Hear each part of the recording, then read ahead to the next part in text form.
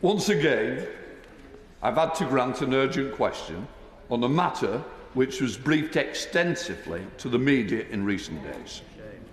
I recognise the written ministerial statement was issued, but I'm surprised that the government did not think that members will want an opportunity to question ministers on a very important issue. On Monday, the Home Secretary was unapologetic about the fact that details of the immigration white paper were given to the media, which started Sunday morning, before it was laid before this House, and long before she came to make her statement. I note that those who now occupy senior ministerial roles were not slow to complain when the previous government made major policy announcements outside this place.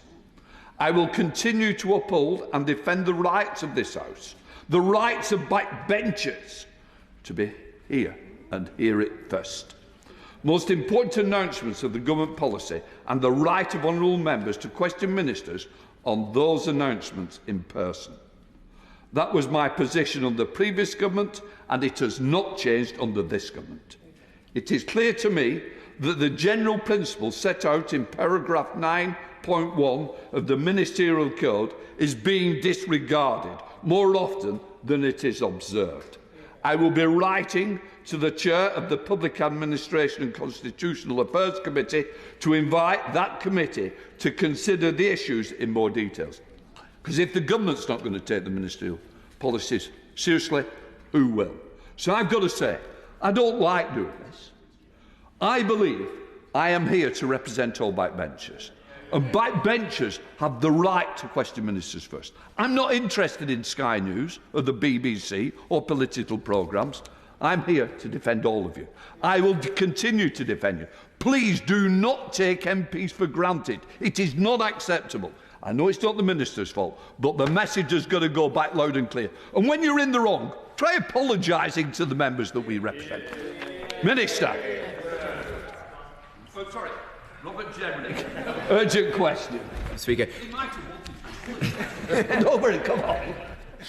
To ask the Secretary of State for Justice if she will make a statement on the public safety implications of the government's plan to set a 28-day limit on prison sentences for recalled offenders. Minister. Thank you, Mr. Speaker, and I hear very clearly your words, and I very much respect the role of Parliament, and I'm pleased to be here today to follow up the written ministerial statement that was laid yesterday by the Lord Chancellor, which the background to which... Sorry. Minister, you won't be here if I had to have granted the urgent question. That's the thing we should remember. You wouldn't be here at all. It's only because I've decided you should be here. So please, let's not try and take advantage of a situation that you're all making. Minister. I certainly apologise, Mr. Speaker. I wasn't trying to take advantage, and clearly it did mean the action of the right honourable member opposite as well to layer an urgent question, and that's how Parliament works, and rightly so. Sorry, I don't want to labour it. No, it's not the way we should be acting. The way it should be acting is that the statement should have been brought here on the day that it was announced. Let's get this very, very clear. This is not about having to grant an urgent question. This is about the government doing the right thing rather than somebody else having to drag the ministers here. That's not how we should be working, Minister. Thank you, Mr. Speaker. I'm sorry for any misinformation that I've given in trying to be to begin this urgent question. Thank you, Mr. Speaker. We respect each other, and I respect very much that you are standing up for Parliament, which is exactly the right thing to do, and I applaud. The Lord Chancellor laid this written ministerial statement yesterday, the background to which are the changes to fixed-term recall is around the prison capacity challenges that the government faces. When we were elected almost a year ago, we inherited a prison system on the brink of collapse. Though we took immediate action to prevent the catastrophe, prisons continue to be perilously close to filling up entirely. Last December, we published a long-term building strategy setting out our aim to open up 14,000 prison places by 2031. This is the largest expansion of the prison estate since the Victorians. We have already committed £2.3 billion to prison expansion, and since taking office, we have delivered 2,400 new places. We also commissioned the Independent Sentencing Review, which will report shortly. The sentencing review will hopefully offer us a path to ending the capacity crisis in our prisons for good, but the impact of sentencing reforms will not be felt before spring next year. On our current trajectory, we will hit zero capacity in our prisons in November. We cannot allow that to happen. That is why we've announced our intention to lay a fixed-term recall statutory instrument for those serving sentences of between 1 and 4 years can only be returned to prison for a fixed 28-day period. This measure builds on previous legislation introduced by the last government, who mandated 14-day recalls for those serving sentences of under a year. To be clear, Mr Speaker, higher-risk offenders have been exempted from this change, and if further information related to an offender's risk is received after they have been recalled, which means they are no longer considered suitable for fixed-term recall, then they may be detained for longer on a standard recall if assessed necessary. Thank you, Mr Speaker. Under Secretary of State Robert Jeffrey. Thank you, Mr Speaker. And sorry seems to be the hardest word today. I see the Justice Secretary has still not come to Parliament to defend her policy.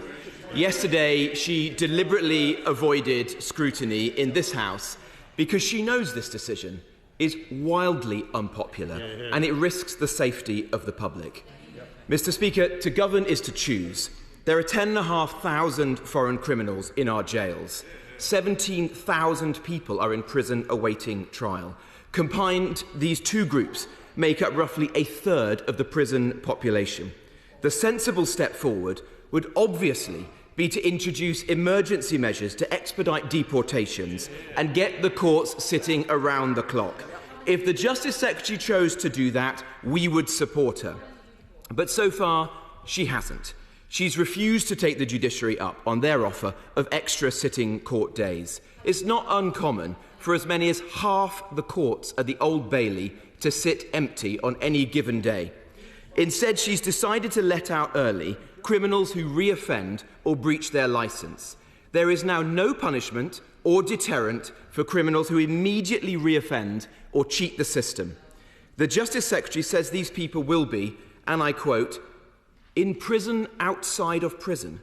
Well, I'm sure hardened criminals will be quaking in their boots at that farcical double-speak. There's no two ways about it. This decision has put the public in danger and victims in jeopardy.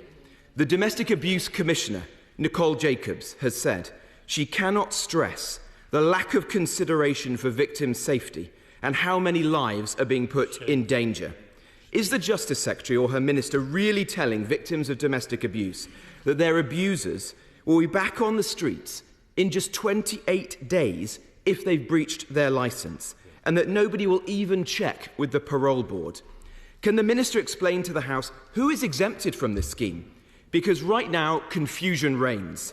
Yesterday, the Justice Secretary gave the impression no domestic abusers or sexual offenders would be eligible for her scheme. But her department has since said they will include many, but not all. The written ministerial statement laid yesterday deliberately concealed the answer to which criminals will be excluded. Will the minister take this opportunity now to tell the House? And if he doesn't know the answer, will he commit to publishing it by the end of the day? And lastly, can the minister confirm to the House that anyone in breach of a restraining order will be ineligible for a fixed-term recall, because anything else would be an insult to the victims? Minister. Thank you, Mr Speaker. Since taking office, we've deported over 1,800 foreign national offenders in custody, securing their early removal from our prisons, 15% higher than in the previous 12 months. We will, and on the issue of court sittings, we have just announced that 110,000, the highest level of court sittings for a very, very long time. We will exclude, in answer to the Right Honourable Gentleman's precise questions, we will exclude anyone serving more than 4 years in prison, all those convicted of a terrorist or national security crime, those who are subject to higher levels of risk management by multiple agencies, where the police, prisons and probation services work together, which includes certain sexual and violent offenders, including many domestic abusers. If there are ongoing concerns about the risk posed by an offender due to be released after the 28-day period, frontline workers can apply